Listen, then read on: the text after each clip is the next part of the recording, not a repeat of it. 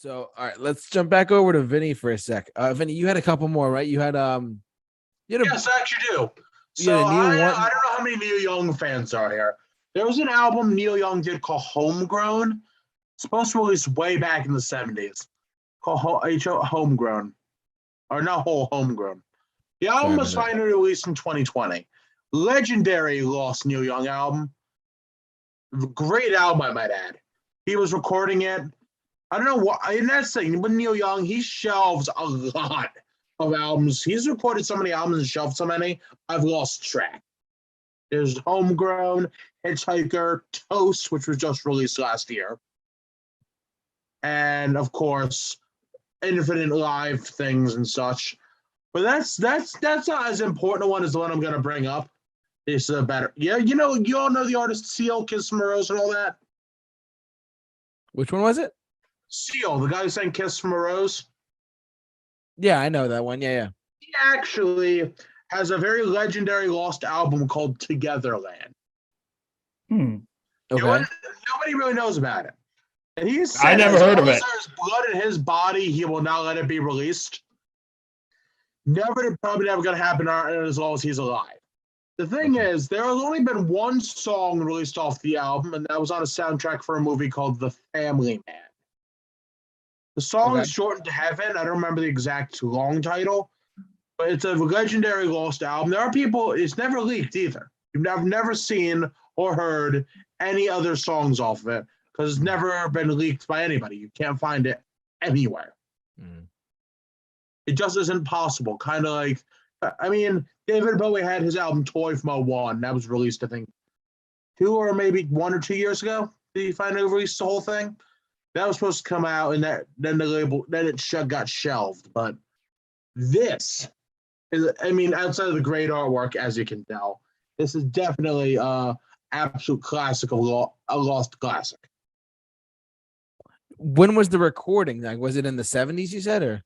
So I remember it might have been 75. Okay. I don't remember the exact year off the top of my head, but I know for a fact this album went really unreleased for decades, like many of Neil Young's albums that he has shelved and then released later. He has a whole series, the Neil Young Archives. Okay. For over many years, and it's just all unreleased stuff that he's done live, studio, you name it. How many songs does he have? How many like songs or albums does he have like left in that vault, if you know? There is so much recording Neil Young does, that vault will never be completely empty. It's just not going to happen. He records basically so much, it's shocking. It's like the Prince vault. Prince, he's had a ton of unreleased albums as well. Dream Factory, Crystal Ball. One that was just released last year, or 2021, Welcome to America.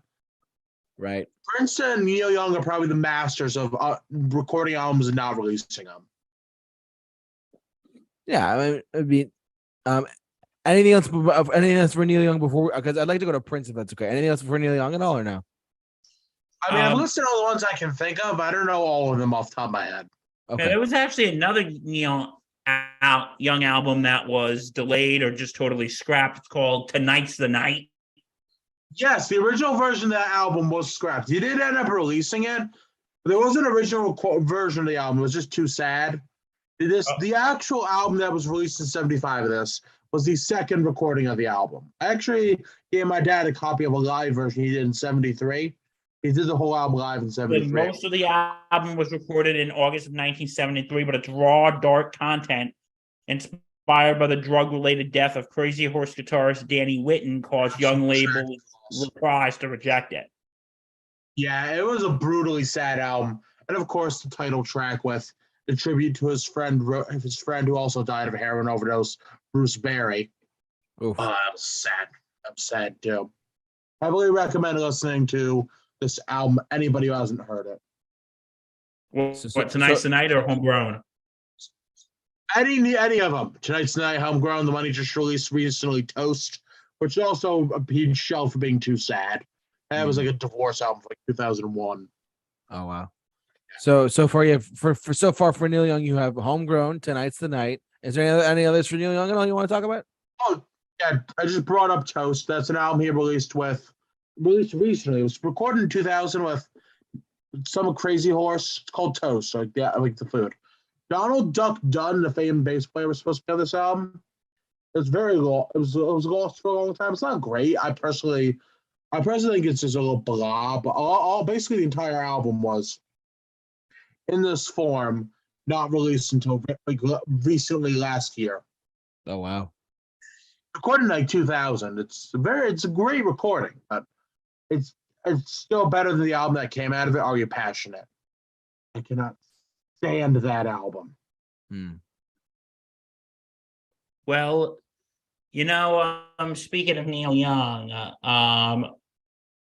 another album, because I know JT's probably got other stuff he wants to talk about, but I think this album that we talk about is appropriate today.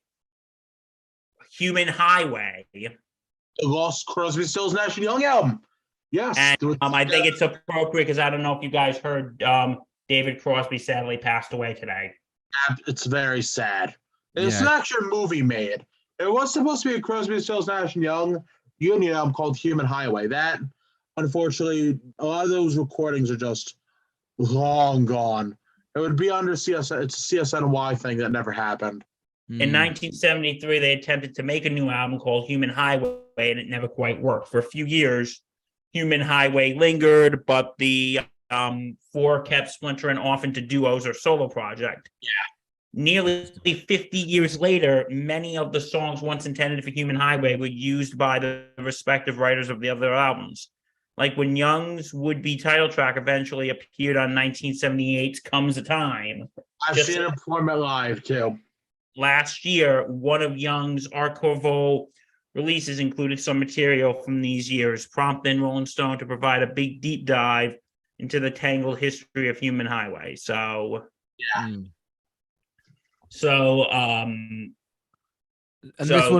This one was supposed to be released when? 1970. 74.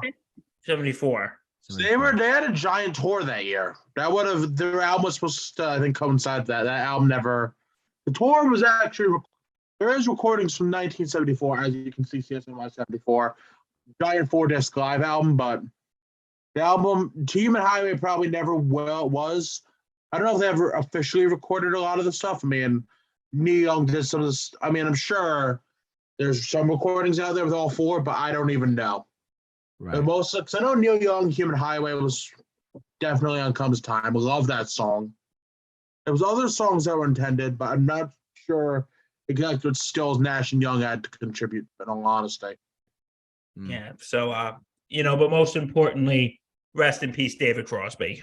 Yes, tonight's show has officially been dedicated to the passing of David Crosby and the legend of David Crosby that he was. The Birds, yeah, he is. It's an absolute tragedy. I literally found out this news an hour or so ago. So I found it out around 4-ish because I saw it working. I was like, "What?" I didn't even believe it at first. So the guy, here's the thing: he had bad drug issues. He had to replace liver. He had very, very bad substance abuse problems. It was insane. That's sad. I'm sorry to hear very that. nice he lived as long as he did. I'm very happy he lived long. Yeah. So how old he was? He was 80. Was he 81? 81, yes. Yeah.